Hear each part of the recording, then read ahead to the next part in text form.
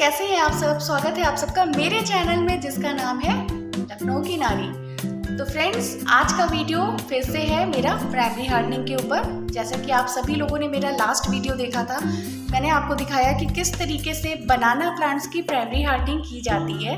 तो फ्रेंड्स, आज मैं आपको ये बताऊंगी कि आखिर प्राइमरी हार्डनिंग की ज़रूरत क्या है। प्लांट्स है, अगर बॉटल से निकल रहे हैं, उसमें रूट्स भी निकल आई हैं, तो सीधे हम मिट्टी में क्यों नहीं लगा दे रहे हैं, सीधे हम फील्ड में क्यों नहीं लगा दे रहे हैं। पूरा तो पूरा प्लांट है, आपने देखा वो फोटो में कि आखिर ऐसी ज़रूरत क्या पड़ जाती है कि हम लोगों को प्राइमरी हार्डनिंग करनी पड़ती है, इतना हम लोगों को मेहनत क्यों करनी पड़ती है। तो चलिए आज मैं आपको कुछ दिखाती हूँ, फिर मैं आपको बताती हूँ कि आखिर प्राइमरी हार्डनिंग की ज़रूरत क्यों है।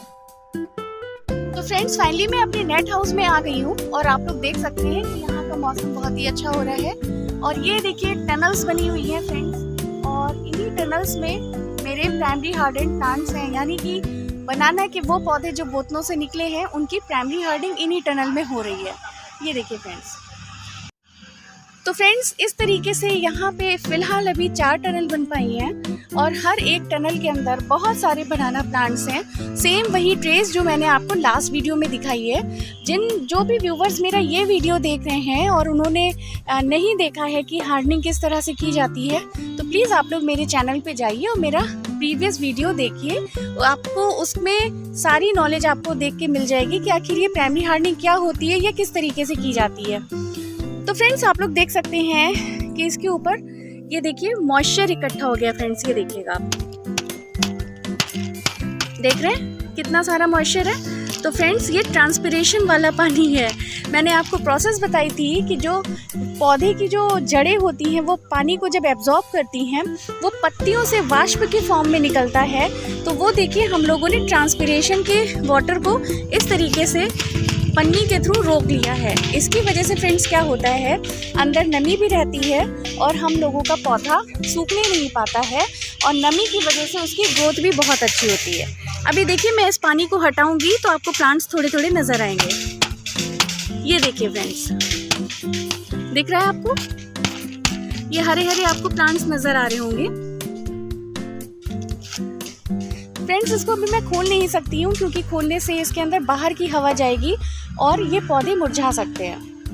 तो फ्रेंड्स, अब प्रश्न ये उठता है कि आखिर प्राइमरी हार्डनिंग की ज़रूरत क्या है। इस तरीके से पौधे लगे हुए हैं, इसकी क्या ज़रूरत है।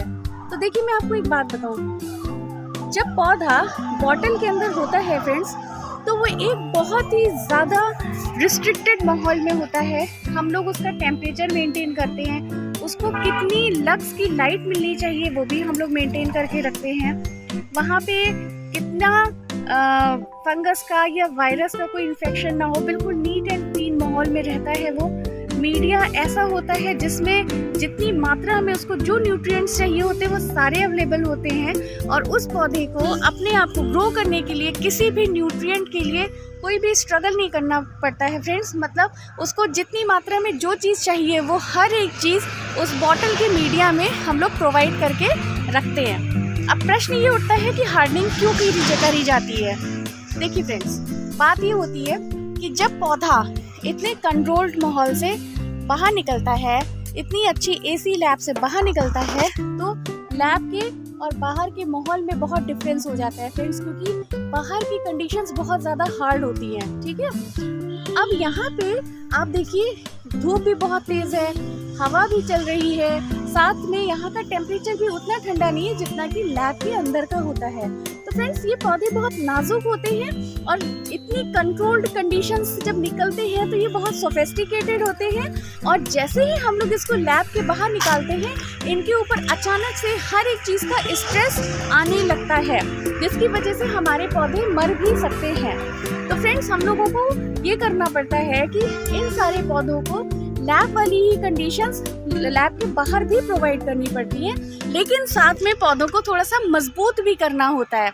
इसके लिए हम लोग क्या करते हैं कि देखिए कोकोपीट में, या आपने देखा होगा ये टनल है, टनल के अंदर बेइंतहा मॉइस्चर है फ्रेंड्स। साथ में जिस कोकोपीट में हम लोगों ने प्लांट्स को लगाया है, उस कोकोपीट में बहुत अच्छी मात्रा में वो सारे न्यूट्रिएंट्स होते हैं जो प्लांट्स मिट्टी से एब्जॉर्ब करके अपने आप को ग्रो करता है।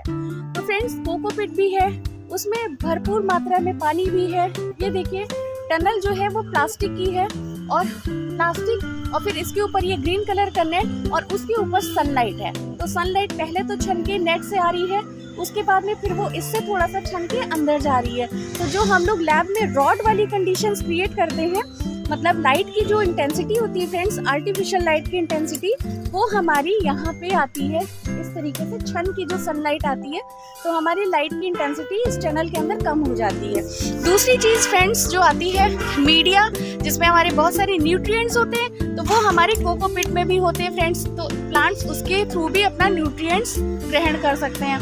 तीसरी चीज़ आती है फ्रेंड्स नमी की, जो कि पौधे को बड़ा होने के लिए बहुत ज़रूरी है। तो फ्रेंड्स नमी तो भरपूर है, यहाँ पे आप देख सकते हैं सारी टनल्स में अच्छी खासी नमी है। अब फ्रेंड्स इस टनल में ये पौधा कम से कम 1 महीना रहता है, आप समझ रहे हो? 1 महीने ये पौधा इसमें रहता है और आराम से सरवाइव कर लेता है। फिर 1 महीने के बाद जब ये टनल हटाई जाएगी, तब ये पौधा थोड़ा सा मजबूत हो गया होगा, और जब ये मजबूत हो जाएगा फिर इसको हम लोग मिट्टी के पॉली बैग में शिफ्ट करेंगे फ्रेंड्स, ठीक है? देखिए जो खेत की मिट्टी होती है, सपोज आप ये समझिए, ये सपोज मान लीजिए ये प्लेन इधर मेरे साइड में पीछे खेत है, उसमें मिट्टी में आपने वो सीधे पौधा डायरेक्ट लगा दिया, तो ये वही वाली बात हो जाएगी फ्रेंड्स। जैसे कि मान लीजिए कोई बेबी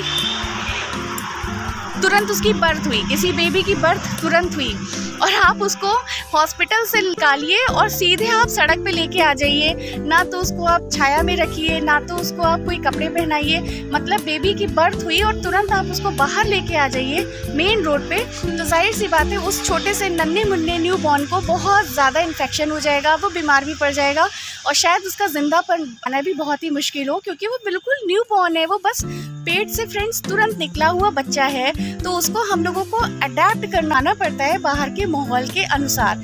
ठीक वैसे ही फ्रेंड्स ये पौधे भी होते हैं जो बॉटल में होते हैं, और बॉटल से बाहर निकलते ही ये बहुत नाजुक हो जाते हैं फ्रेंड्स, और इतनी हार्श कंडीशंस के अकॉर्डिंग इनको हमें धीरे धीरे ढालना पड़ता है। तो इस फ्रेंड्स हम लोग प्राइमरी हार्डनिंग करते हैं, और प्राइमरी हार्डनिंग से हमारा पौधा 50% मजबूत हो जाता है, और 50% पौधा जब हम इसकी सेकेंडरी हार्डनिंग करते हैं तब मजबूत हो जाता है। तो फ्रेंड्स ये थी प्राइमरी हार्डनिंग की जो मेन थीम थी कि आखिर प्राइमरी हार्डनिंग की ज़रूरत क्या है। तो फ्रेंड्स मैंने आज आपको अच्छे से डिस्क्राइब कर दिया। फ्रेंड्स ये था मेरा आज का वीडियो, जिसमें मैंने आपको बताया कि आखिर पौधों को प्राइमरी हार्डनिंग की ज़रूरत क्यों होती है। तो आप लोग प्लीज़ कमेंट करके बताइए कि आपको ये इन्फॉर्मेशन कैसी लगी, और कुछ और भी जानने की इच्छा हो तो प्लीज़ आप मुझे डायरेक्ट कमेंट कर सकते हैं, पूछ सकते हैं, या आप मुझे टॉपिक भी भेज सकते हैं लिख के कि आप लोग मैं उस टॉपिक पे मैं पूरा वीडियो आप लोगों के लिए तैयार करूँगी फ्रेंड्स। तो ठीक है, इसी तरीके से अपना प्यार देते रहिए और मेरे चैनल को सब्सक्राइब ज़रूर करिए। फिर मिलती हूँ एक नए वीडियो में नए चीज़ों के साथ। Bye bye.